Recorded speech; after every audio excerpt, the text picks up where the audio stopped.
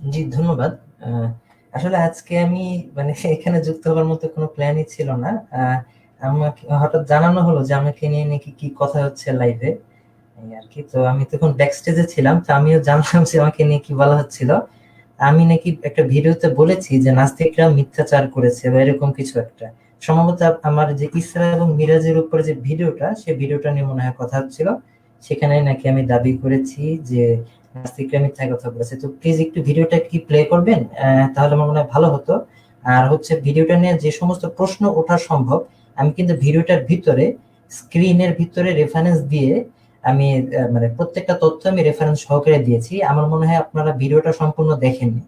ভিডিওটা যদি কেউ সম্পূর্ণ দেখে তাহলে এখানে কারো কোনো প্রশ্ন করবার বা কোনো আপত্তি করবার কোনো মানে সুযোগ আছে বলে আমি মনে করি না। তো আমি একটু রিকোয়েস্ট করবো ভিডিওটা একটু যদি প্লে করা হতো লাইভে, তাহলে সবাই দেখতে, আমরা দেখতে, আমি সেখানে রেফারেন্স গুলো দিয়ে যাচ্ছে। সুপ্রিয় দর্শক মণ্ডলী, আসসালামু আলাইকুম ওয়া রাহমাতুল্লাহি ওয়া বারাকাতুহু। নাস্তিক মুক্তমনা এবং অন্যান্য ধর্মের অ্যাক্টিভিস্টদের ইসলামের বিরুদ্ধে উত্থাপিত বিভিন্ন সংশয়মূলক প্রশ্নের জবাব নিয়ে আমাদের নিয়মিত আয়োজনে আপনাদেরকে স্বাগতম জানাচ্ছি। বরাবরের মতো আজকেও আমরা ইসলামের বিরুদ্ধে তাদের উত্থাপিত একটি প্রশ্নের জবাব নিয়ে আলোচনা করতে চেষ্টা করব। প্রশ্নটি হচ্ছে, প্রত্যেক বছর শবে মিরাজের মৌসুম আসলেই বাংলাদেশের নাস্তিক মুক্তমনা তারা তাদের বিভিন্ন ব্লগে অথবা ফেসবুক পোস্টে অথবা ফেসবুক লাইভে তারা অভিযোগ আনবার চেষ্টা করে যে ইসলাম নাকি বলে রাসূল সাল্লাল্লাহু আলাইহি সাল্লাম তিনি নাকি মিরাজের রাত্রে একটা ডানাওয়ালা ঘোড়ায় করে আসমানে গিয়েছে। এটা নাকি মুসলিমদের বিশ্বাস। তো তারা এই জিনিসটি বলে দাবি করে যে ইসলামের এই কথাটি নাকি খুব অবৈজ্ঞানিক। কেননা মহাকাশে তো বায়ু নেই। তো বায়ুশূন্য মহাকাশে একজন মানুষ কেন বা কী করে একটা ডানাওয়ালা ঘোড়ায় করে ভ্রমণ করবে? এবং যেহেতু মহাকাশে বাতাস নেই, কাজেই ডানাওয়ালা ঘোড়ার এই ব্যাপারটা নাকি খুবই অযৌক্তিক এবং অবৈজ্ঞানিক, এটা তারা বলবার চেষ্টা করে। তো বাংলাদেশের মুক্ত মানব সম্প্রদায়ের ভিতরে এই অভিযোগটির অন্যতম হোতা হচ্ছেন আরুজালি মাতুব্বর। তিনি তার একটি বইয়ের ভিতরে এই বিষয়ে অনেকগুলো অহেতুক অভিযোগ উত্থাপন করেছেন এবং এছাড়া এই অভিযোগটি কিন্তু পশ্চিমা ইসলামের সমালোচকদের ভিতরেও খুব জনপ্রিয়। যেমন আমি নিজেই একটি ভিডিওতে দেখেছি যে প্রখ্যাত বিজ্ঞানী রিচার্ড ডকিন্স তিনি ইসলামের বিরুদ্ধে এই অভিযোগটি উত্থাপন করেছেন এবং ইসলাম নিয়ে তারা বেশ হাস্যরসাত্মকভাবেই এই দিকটি উপস্থাপন করার চেষ্টা করেছে। তো আজকের আলোচনায় আমরা জানবার চেষ্টা করব যে তাদের এই অভিযোগে আসলেই কতটুকু সত্যতা রয়েছে। রাসূল সাল্লাল্লাহু আলাইহি ওয়াসাল্লাম বলেন, আমার জন্য বুরাক পাঠানো হলো। বুরাক গাধা থেকে বড় এবং খচ্চর থেকে ছোট একটি সাদা রঙের জন্তু। যতদূর দৃষ্টি যায় এক এক পদক্ষেপে সে ততদূর চলে। রাসূলুল্লাহ সাল্লাল্লাহু আলাইহি ওয়াসাল্লাম বলেন, আমি এতে আরোহণ করলাম এবং বাইতুল মাকদিস পর্যন্ত এসে পৌঁছলাম। তারপর অন্যান্য নবীগণ তাদের বাহনগুলো যে রজ্জুতে বাঁধতেন, আমি সেই রজ্জুতে আমার বাহনটিও বাঁধলাম। তারপর মসজিদে প্রবেশ করলাম ও 2 রাকাত সালাত আদায় করে বের হলাম। অর্থাৎ সহিহ হাদিস থেকে এটি সাব্যস্ত হলো যে ইসরার বাহন ছিল বুরাক নামক এক বিশেষ প্রকারের জন্তু। অর্থাৎ রাসূল সাল্লাল্লাহু আলাইহি ওয়াসাল্লাম এই পৃথিবীরই ফিলিস্তিনের জেরুজালেমে বাইতুল মুকাদ্দাসে বুরাক নামক সেই বিশেষ প্রাণীটিতে করে গিয়েছেন। তো হাদিসের বর্ণনা থেকে আমরা দেখলাম যে ইসরার বাহন ছিল বুরাক নামক বিশেষ জন্তু। মেরাজ বা আসমানে ঊর্ধ্বারোহণ হয় এরপরে। তো মেরাজের বাহন কি ছিল এই সম্পর্কে হাদিসে কী বলা হয়েছে তা আমরা এখন দেখব ইনশাআল্লাহ। ইবনে ইসহাক বলেন, আবু সাঈদ খুদরি রাদিয়াল্লাহু তাআলা আনহু হতে আমার কাছে এমন এক ব্যক্তি বর্ণনা করেন যার নির্ভরযোগ্যতায় আমি সন্দেহ পোষণ করি না। অর্থাৎ এটা একটা নির্ভরযোগ্য বর্ণনা। সেখানে বলা হচ্ছে, তিনি বলেন, আমি রাসূলুল্লাহ সাল্লাল্লাহু আলাইহি ওয়াসাল্লামকে বলতে শুনেছি যে বাইতুল মুকাদ্দাসের কাজ শেষ হবার পর আমার সামনে একটি সিঁড়ি অর্থাৎ মেরাজ উপস্থিত করা হলো। আমি এমন সুন্দর জিনিস আর কখনো দেখিনি। এটাই সে বস্তু যার দিকে তোমাদের মতো ব্যক্তিরা মৃত্যুকালে বিস্ফোরিত নেত্রে তাকিয়ে থাকে। আমার সঙ্গী অর্থাৎ জিব্রাইল আলাইহিস সালাম আমাকে তার উপর সওয়ার করালো। সেটি আমাকে নিয়ে আকাশের একটি দরজায় উপনীত হলো যার নাম বাবুল হাফাজা অর্থাৎ প্রহরীদের ফটক। রাসূল সাল্লাল্লাহু আলাইহি ওয়াসাল্লাম পৃথিবীরই ফিলিস্তিনের বাইতুল মুকাদ্দাসে বুরাক নামক সেই বিশেষ জন্তুটিতে করে গিয়েছেন এবং তারপর সেখান থেকে এক বিশেষ প্রকার সিঁড়িতে করে আসমানে ঊর্ধ্বগমন করেছেন। এখানে স্পষ্ট দেখলাম যে রাসূল সাল্লাল্লাহু আলাইহি ওয়াসাল্লামের আসমানে ঊর্ধ্বারোহণের বাহন ছিল এক বিশেষ প্রকারের সিঁড়ি এবং এটাকে মেরাজ বলা হয় এবং এটার নাম অনুসারেই কিন্তু সেই রাতকে বলা হয় লাইলাতুল মেরাজ। তো এটার বাহন মোটেও বোরাক ছিল না এবং এটা কেমন সিঁড়ি সেটা আমরা জানি না। হয়তো এটা বিশেষ কোনো প্রকারের মহাজাগতিক সিঁড়ি যে সম্পর্কে আল্লাহই ভালো জানেন। রাসূল সাল্লাল্লাহু আলাইহি ওয়াসাল্লাম মোটেও বুরাকে করে আসমানে যাননি, বরং তিনি তো বাইতুল মুকাদ্দাসে গিয়েই বুরাককে সেখানে বেঁধে রেখেছিলেন, যেটা আমরা আগের সেই হাদিসটিতে দেখেছি। এবং এরপরে এক প্রকার বিশেষ সিঁড়িতে করে রাসূল সাল্লাল্লাহু আলাইহি ওয়াসাল্লামের আসমানে ঊর্ধ্বারোহণ হয়েছে। কাজেই রাসূল সাল্লাল্লাহু আলাইহি ওয়াসাল্লাম বুরাকে করে আসমানে গিয়েছেন এই কথাটি মোটেও সত্য নয়। তিনি আসমানে গিয়েছেন এক বিশেষ প্রকার সিঁড়িতে করে। তো আমরা দেখলাম হাদিসে যে কথাটি বলা হয়নি সেই কথাটিকে ইসলামের নামে চালানোর চেষ্টা করে কিছু ইসলাম বিরোধী এই মিথ্যা অভিযোগের উত্থাপন করেছে। আসলে ইসলামের বিরুদ্ধে উত্থাপিত অভিযোগের অধিকাংশের অবস্থাই এরূপ।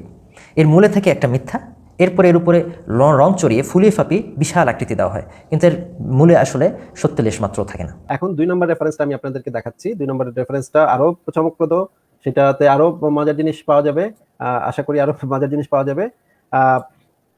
এটা হচ্ছে তাহকিককৃত সহি আত-তিরমিজি শরীফ। তাহকিক কে করেছেন আপনারা নিশ্চয়ই জানেন, আল্লামা নাসিরউদ্দিন আলবানী তাহকিক করেছেন এই হাদিসগুলোর। এই হাদিস গ্রন্থের 3147 নম্বর হাদিসটা আমরা একটু পড়ে দেখি। জির ইবনু হুবাইশ হতে বর্ণিত, তিনি বলেন ব্লা ব্লা ব্লা রাসূলুল্লাহ সাল্লাল্লাহু আলাইহি ওয়াসাল্লাম বাইতুল মাকদিসে নামাজ আদায় করেছেন। তিনি বলেন না। আমি বললাম হ্যাঁ, তিনি নামাজ আদায় করেছেন। তিনি বলেন হে টেকো, তুমি এ ধরনের কথা বলছো, তা কিসের ভিত্তিতে বলছো? আমি বললাম কোরআনের ভিত্তিতে, কোরআন আমার এবং আপনার মধ্যে ফয়সালা করবে। হুযায়ফা বলেন কোরআন হতে কোনো ব্যক্তি দলিল গ্রহণ করলে সে কৃতকার্য হয়। আচ্ছা, আমি কি ঠিকটা বের করেছি একটু দেখে নিই। হ্যাঁ, ঠিকটাই বের করেছে। হ্যাঁ, সুফিয়ান বললেন তিনি মিসার কখনো কাদ ইহতাজা আবার কখনো কাদ ফালাজা বলেছেন। তারপরে তিনি জির এর আয়াতে তিলাওয়াত করেন, পবিত্র মহান সেই সত্তা যিনি এক রাতে তার বান্দাকে মসজিদুল হারাম হতে দূরবর্তী মসজিদে নিয়ে গেলেন। সূরা বনী ইসরাইল 1। হুযায়ফা রাজি বললেন এই আয়াতের মাধ্যমে এর মাধ্যমে কি তুমি প্রমাণ করতে চাও রাসূলুল্লাহ সাল্লাল্লাহু আলাইহি ওয়াসাল্লাম সেখানে নামাজ আদায় করেছেন? আমি বললাম না। তিনি বললেন সেখানে যদি রাসূলুল্লাহ সাল্লাল্লাহু আলাইহি ওয়াসাল্লাম নামাজ আদায় করতেন তাহলে তোমাদের উপরেও সেখানে নামাজ আদায় করা বাধ্যতামূলক হতো, যেমন মসজিদুল হারামে নামাজ আদায় করা তোমাদের জন্য বাধ্যতামূলক করা হয়েছে। হুযায়ফা বলেন রাসূলুল্লাহ সাল্লাল্লাহু আলাইহি ওয়াসাল্লামের নিকট একটি পশু আনা হলো, তার পিঠ ছিল দীর্ঘ এবং চলার সময় তার পা দীর্ঘ সীমায় পতিত হয়। তারা দুজন মহানবী ও জিবরিল, এই যে দেখেন এখানে দেখেন, তারা দুজন মহানবী ও জিবরিল জান্নাত, জাহান্নাম এবং আখিরাতের প্রতিশ্রুত বিষয়সমূহ দেখার পূর্ব পর্যন্ত বোরাকের পিঠ হতে নামেননি। তারপর তারা দুজনে প্রত্যাবর্তন করেন। তারা যেভাবে গিয়েছিলেন অনুরূপ ভাবেই ফিরে আসেন, অর্থাৎ সওয়ারি অবস্থাতেই ফিরে আসেন।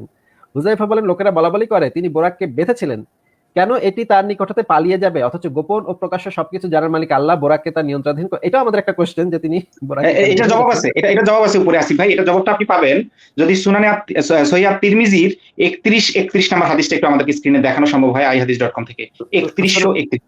3131 এই খণ্ডটার ভিতরে তো পাওয়া যাবে তাই না? হ্যাঁ, 3131 এই খণ্ডটার ভিতরে আমি দেখাচ্ছি। তাহলে আগে ভাই এটা আরেকটু পরে নেই এই কথাটা।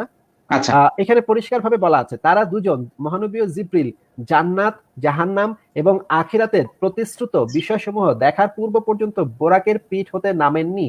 তারপর তারা দুজনে প্রত্যাবর্তন করেন। এই লাইনটা আপনারা দেখলেন, এই লাইনটা আপনাদেরকে বারবার পড়ে শোনালাম। তাহলে আমরা সেই বুখারী শরীফের ওই হাদিসটা আরেকবার একটু দেখি। তাহলে এই বুখারী শরীফের এই হাদিসটা এখানে আরেকবার একটু দেখতে হবে। এই হাদিসটা দেখার পরে বুখারী শরীফের এই হাদিসটা আরেকবার একটু দেখতে হবে, কারণ হচ্ছে তাহলে জিনিসটা আরো পরিষ্কারভাবে বোঝা যাবে। আমি বুখারী শরীফের সেই হাদিসটা আবারও একটু দেখাচ্ছি। দেখেন এখানে বলা হচ্ছে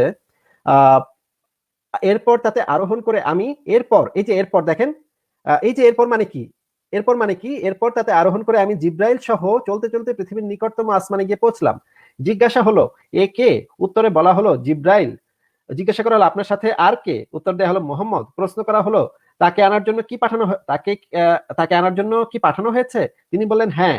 দেখেন প্রত্যেকটা জিনিস কিন্তু মিলে যাচ্ছে যে এই সময় এই যে প্রথম আসমানে বোরাক সহই গিয়েছিল, তাতে আরোহণ করে। এখন আজকের আলোচনার ভিত্তিতে আমার একটা জিজ্ঞাসা মনের প্রশ্ন। ধরেন মিনার ভাই, সহিহ হাদিসের মধ্যে একাধিক হাদিসের মধ্যে একটা বর্ণনা আছে, নির্দিষ্ট রকম একটা বর্ণনা আছে, ধর কোন একটা সেই বর্ণনাতে ক্লিয়ার একটা জিনিস বলা, একদম ক্লিয়ার বলা একটা জিনিস। এখন সেটা আপনারা দাবি করতেছেন মুসলিমরা, আমরা নাস্তিকরা, বা ধরেন আপনার নাস্তিকের কথা বাদই দিলাম, মুসলিমদেরই আরেকটা দল, তারা কি করলো, ইবনে হিশামের একটা বর্ণনা যেখানে রেফারেন্স দেওয়া যায় আমি এমন একজন রাবীর কাছে শুনেছি যার ব্যাপারে কোনো সন্দেহ নাই, এইটা বলে একটা বর্ণনা দেওয়া যেটা কিনা কোনো হাদিসে নাই, যেটা কিনা সিরাতে আছে, কোনো হাদিসে আমরা পাইলাম না। সেইটা দেখায় বলে ওই মুসলিমদের আরেকটা দল বলে যে আপনারা সহিহ হাদিস দেখিয়ে যেটা দাবি করছিলেন ওটা একটা অসত্য, এটা একটা বিভ্রান্তিকর কথাবার্তা, এগুলো এগুলো এগুলো এগুলো ইসলামের সাথে যায় না, ইসলামে আছে এইটা। তাহলে সহিহ হাদিসটা গ্রহণযোগ্য হবে নাকি সিরাতটা, মানে কি করবে এরকম কন্ট্রাডিকশনের বেলায়? আচ্ছা, এক্ষেত্রে অবশ্যই সহিহ হাদিস গুরুত্ব পাবে, কোরআনের আয়াত সবার আগে গুরুত্ব পাবে এবং এরপরে সহিহ হাদিস, অবশ্যই সহিহ হাদিস গুরুত্ব পাবে, এতে কোনো সন্দেহ নেই। এবং মুসলিমদের আকীদা সবসময় কোরআন এবং সহিহ হাদিস থেকে আসে। আর সিরাতের ক্ষেত্রে যে কথা সেটা হচ্ছে যে হাদিস গ্রন্থগুলো যেরকম বিশুদ্ধ হাদিসের ক্ষেত্রে যেরকম সতর্কতা অবলম্বন করা হয়, সিরাত গ্রন্থগুলো সেরকম সতর্কতা অবলম্বন করা হয় না, মানে হয়নি যখন সংকলন করা হয়েছে। তবে সিরাত গ্রন্থগুলোর ভিতরে যদি কোনো বিশুদ্ধ বর্ণনা থাকে অবশ্যই সেটা দিয়ে আকীদা আসতে পারে, তবে দুর্বল বর্ণনা থাকলে সেটা দিয়ে কোনো আকীদা আসবে না। এটা হচ্ছে প্রথম। এটা একদম পরিষ্কার, এ ব্যাপারে কোনো প্রকারের দ্বিমত নেই কারো, একদম পরিষ্কার। তো এখন কথা হচ্ছে আপনারা তিরমিজি থেকে একটা হাদিস দেখিয়েছেন, খুবই ইন্টারেস্টিং, এবং টু বি অনেস্ট এই হাদিসটা আগে আমি দেখিনি। এই হাদিসটা আমার আগে চোখে পড়েনি, যদি আমি ইসলামী রাজনী অন্তত 20টার মতো হাদিস দেখেছি, 20টারও বেশি হবে, বাট এটা আমার চোখে পড়েনি সামহাও। তো এই হাদিসটা আমি একটু দেখবো, যেটা হাসান সনদে বলা হয়েছে শেখ আলবানী রহমাল্লাহ। তো আমি এখন আপাতত যেটা বলতে পারি, আমার মনে হচ্ছে যেটা আপাতত, যদি আমি 100% শিওর না, আমার যেটা মনে হচ্ছে হয়তো বা অন্য মুহাদ্দিসগণ হয়তো এটাকে দুর্বল বলেছেন, এরকম একটা সম্ভাবনা আছে। কারণ হচ্ছে আচ্ছা আচ্ছা, ঠিক না আছে। না হাসবেন, আমি একটু জিনিসটা মানে ক্লিয়ার করি। কারণ মিনার ভাই হচ্ছে মনে করে দেখেন, আপনি এর আগেও ঠিক এই একই বক্তব্য দিয়েছিলেন, তো তাই মানে আমার ওই যে র্যাবের ক্রসফায়ারের গল্পটা মনে পড়ে গেল। র্যাব বা পুলিশ যখন ক্রসফায়ারের একটা বর্ণনা দেয়, সেই বর্ণনাটা মনে পড়ে গেল, তাই একটু হাসলাম, সরি। হ্যাঁ বল। আচ্ছা যাই হোক, কারণ হচ্ছে এটা যদি একদম অকাট্য ভাবে প্রমাণিত বিশুদ্ধ হাদিস হতো, তাহলে তো মুসলিম উম্মাহর আকীদা সেই হিসাবে আসতো। তো এই যাবত আমি যতগুলো আকীদার বই পড়েছি, যতগুলো মানে তাফসীরের বই পড়েছি, সব জায়গাতে এভাবেই কনক্লুড করা হয়েছে যে তো আপনার গুনাহকে আকীদার বইগুলাতে ভাই, আপনার আকীদার বইগুলাতে এই হাদিসটা মেনশন করা হলো না কেন? তারা যাই মুহাদ্দিসরা এই আকীদার গ্রন্থগুলো আকীদার লিখেছে, তারা কি এই হাদিসটা পড়ে নাই? আর নাস্তিক আসিফ ভাই, আপনি কি বলতে বুখারীটা চাচ্ছেন, তো আপনি কি সহিহ। বলতে চাচ্ছেন, না উনি বলতে চাচ্ছেন নাস্তিকরা ওনাদের মুহাদ্দিসদের থেকেও বেশি হাদিস পড়ে, এটা আপনি বলতে চাচ্ছেন? অবশ্যই না। আকীদার বইতে তো আসলে সার নির্যাসটা উল্লেখ করা থাকে, সবগুলো রেফারেন্স তো আসলে দেয়া থাকে না। আচ্ছা বুখারীর কিন্তু হাদিসটা মিনার ভাই, এটা তো বুখারীটা উল্লেখ করা অবশ্যই মানে ফরজ ছিল, যে এইটার মানে আমি যে আকীদার কথাটা লিখতেছি এটার কন্ট্রাডিক্টরি, কিছুটা কন্ট্রাডিক্টরি একটা হাদিস তিরমিজি শরীফে আছে, এটা তো সেখানে অবশ্যই আলোচনা করার মানে প্রয়োজন ছিল, এটা তো ফরজ। এটা তো যে কোনো একজন মুহাদ্দিস যখন পুরো বিষয়টাকে নিয়ে অ্যানালাইসিস করেন, তখন তো এই হাদিসটা তো অবশ্যই রাখা উচিত ছিল। তিনি রাখেন নাই কেন, এটা বলেন তো? এটা কেন রাখি না সেটা তো ওনারা বলতে পারবেন, সেটা আমি বলতে পারবো না।